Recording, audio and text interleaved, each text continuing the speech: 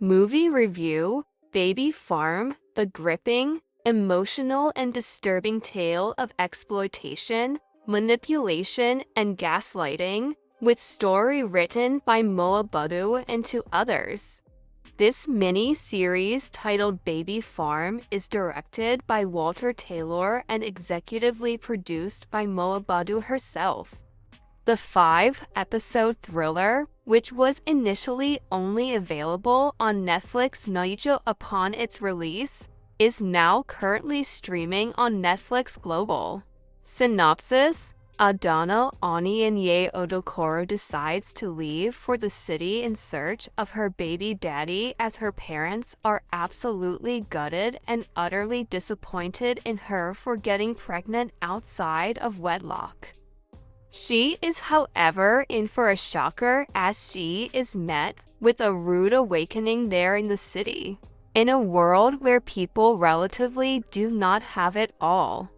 There's Sherai's Rita Dominic, an international actress, and her supportive husband Akin Joseph Benjamin, who in spite of their success publicly are bedeviled by and laden with infertility struggles.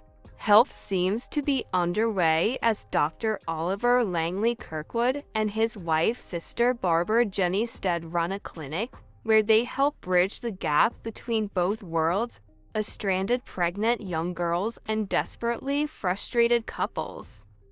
But things aren't as they seem. Story plot: this story highlights the illegal operations of baby farmers who exploit vulnerable young ladies in the society, as well as couples who are giving up on hopes of ever having a child of their own.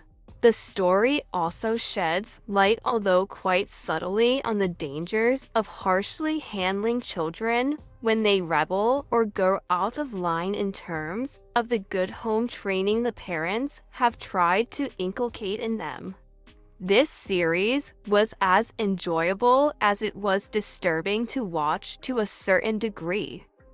Although the organizers of the show attempted to tug at the heartstrings of viewers with themes as sensitive as the ones in here, they never quite hit the gold mine wow factor for a viewer like myself. While the series tries to capture or highlight several societal issues ranging from parents who put their kids in harm's way resulting from an unbalanced religious and moral standings, as seen in Adana's case, to couples being shamed for their fertility status, to prostitution, to greed, to bullying, and a mother's doggedness to fight for her kids, the overall outcome was not totally impressive.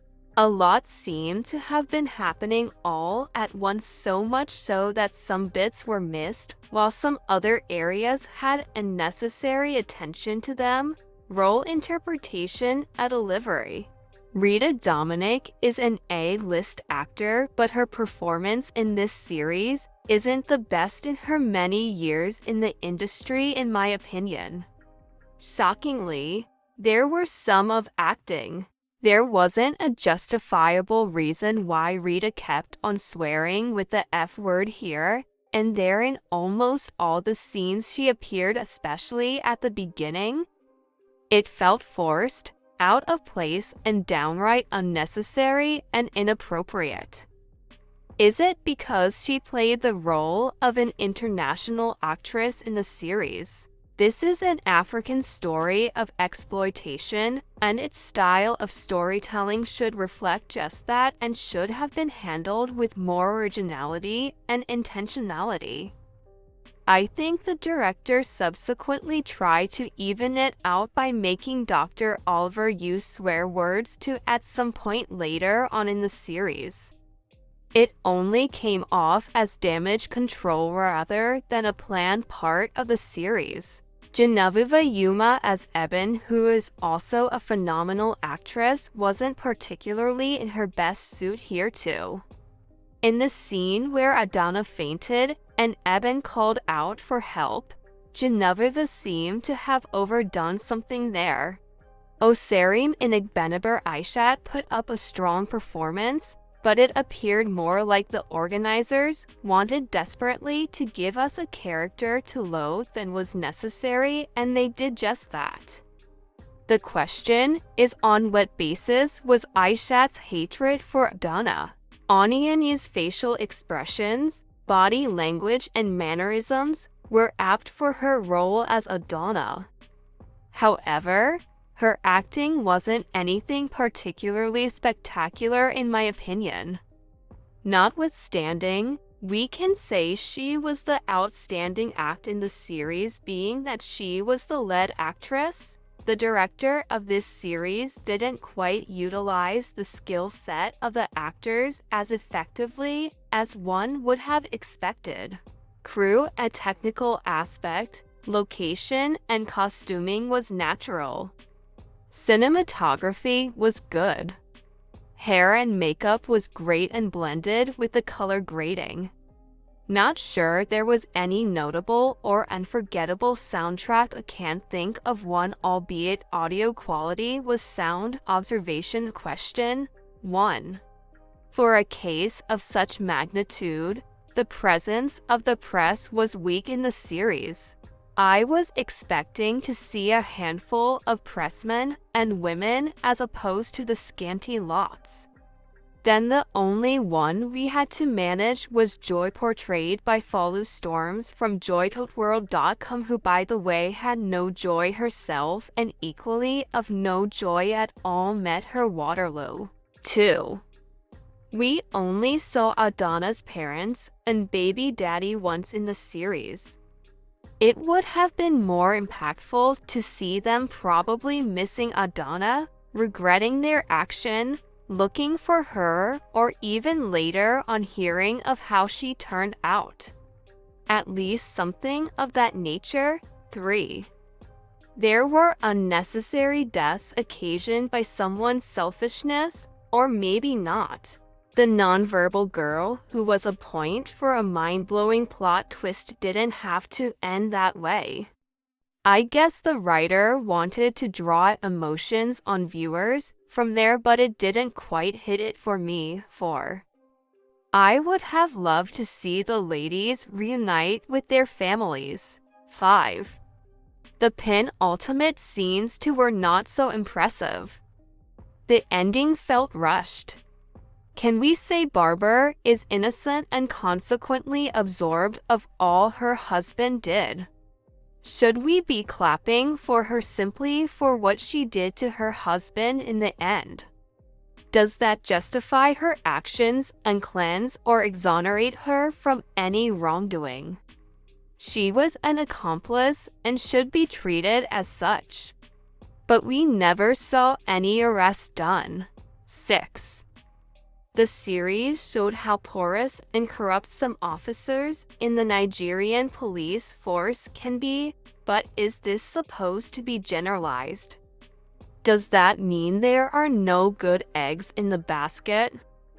The series depicted Nigeria just the way many foreigners perceive the country, as lawless, corrupt, morally bankrupt, and beyond redemption. 7.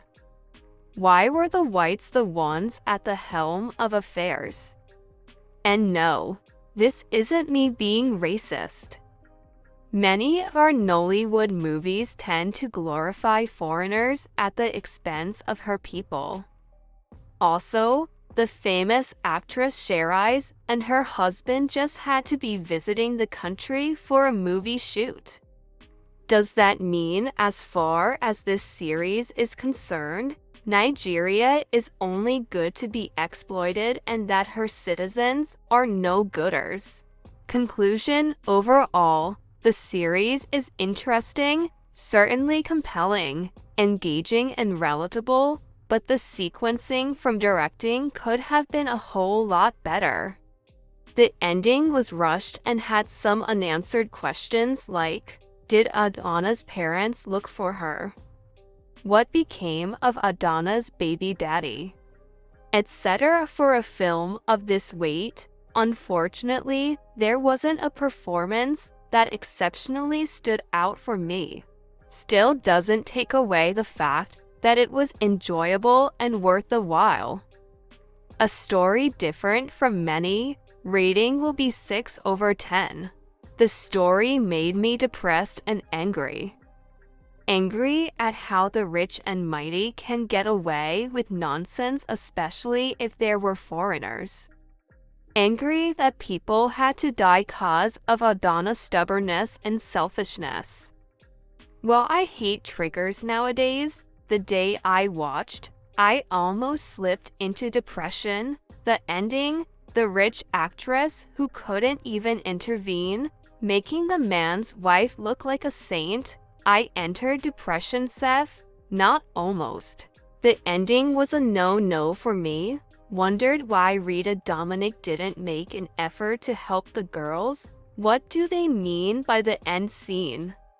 Was Sis Barbara innocent? And let's not forget, Adana was selfish and caused the death of people, and she looked unbothered because she was with her babies. Make it make sense. I saw the movie yesterday and I was angry. And seriously, the F word Rita was using was not necessary, and her acting was like she was doing the producer a favor by appearance in the movie. So there are no adoption agency in Nigeria. There is no place for using a surrogate. There are lots of loopholes, Menon. What made that Joy hate Rita so much? Is it a crime to have miscarriages or want to adopt a child? If Rita had so much money, why didn't she press charges against Joy? Sunshine Sony, I thought I was alone in my take on the series. I saw the hype around the series when it was initially released. But because it wasn't available in my area at the time, I couldn't see it. When I eventually saw it, I couldn't relate with how much praises people poured on it. Thanks for engaging, dearie. It was depressing to me. I didn't really like it. The laundry escape part was copied from If Tomorrow Comes by Sidney Sheldon. The acting was good though, the story was depressing.